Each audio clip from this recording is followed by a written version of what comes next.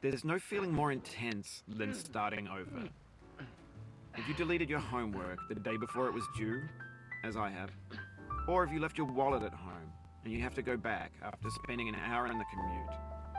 If you won some money at the casino and then put all your winnings on red but it came up black. If you got your best shirt dry cleaned before a wedding and then immediately dropped food on it. If you won an argument with a friend and then later discovered that they just returned to their original view. Starting over is harder than starting up. If you're not ready for that, like if you've already had a bad day, then what you're about to go through might be too much. Feel free to go away and come back. I'll be here. Alright, thanks for coming with me on this trip. I'll understand if you have to take a break at any point. Just find a safe place to stop and quit the game. Don't worry, I'll save your progress, always. Even your mistakes. This game is a homage to a free game that came out in 2002, titled Sexy Hiking. The author of that game was Jazuo, a mysterious Czech designer who was known at the time as the father of B games. And B games are rough assemblages of found objects. Designers slap them together very quickly and freely, and they're often too rough and unfriendly to gain much of a following. They're built more for the joy of building them than as polished products. In a certain way, Sexy Hiking is the perfect embodiment of a B game. It's built almost entirely out of found and recycled parts, and it's one of the most unusual and unfriendly games of its time. In it, your task is simply to drag yourself up a mountain with a hammer. And that act of climbing, in the digital world or in real life, has certain essential properties that give the game its flavor. No amount of forward progress is guaranteed. Some cliffs are too sheer or too slippery, and the player is constantly, unremittingly in danger of falling and losing everything. Anyway, when you start Sexy Hiking, you're standing next to this dead tree that blocks the way to the entire rest of the game. It might take you an hour to get over that tree, and a lot of people never got past it. You prod and you poke at it, exploring the limits of your reach and your strength, trying to find a way up and over. And there's a sense of truth in that lack of compromise. Most obstacles in video game worlds are fake. You can be completely confident in your ability to get through them once you have the correct method or the correct equipment or just by spending enough time.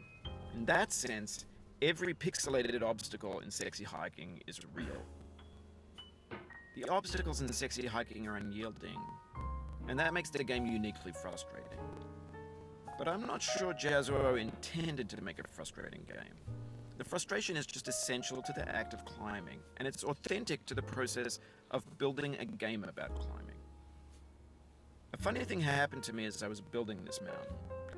I'd have an idea for a new obstacle, and I'd build it, test it, and it would usually turn out to be unreasonably hard. But I couldn't bring myself to make it easier. It already felt like my inability to get past the new obstacle was my fault as a player rather than as a builder.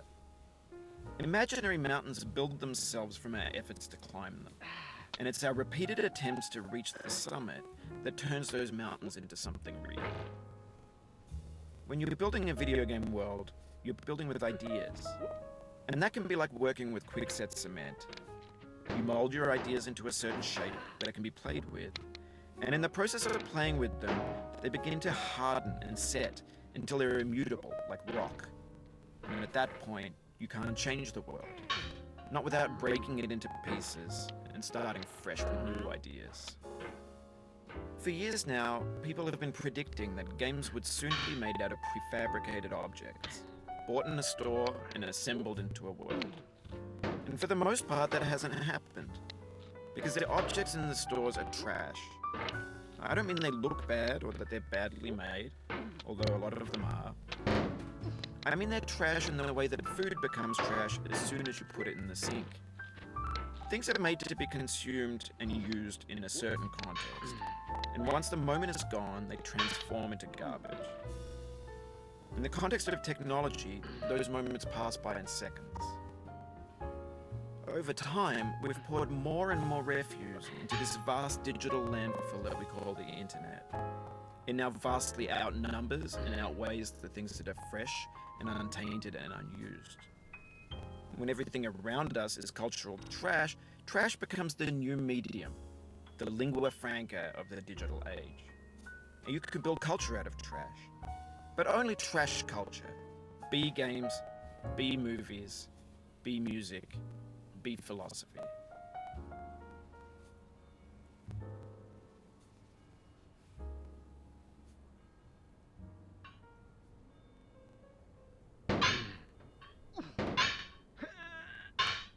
Maybe this is what digital culture is. A monstrous mountain of trash, the ash heap of creativity's fountain. A landfill with everything we ever thought of in it. Grand, infinite, and unsorted.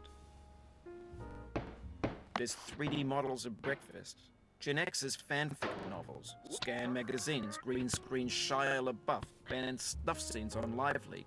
Facebook's got lifelike bots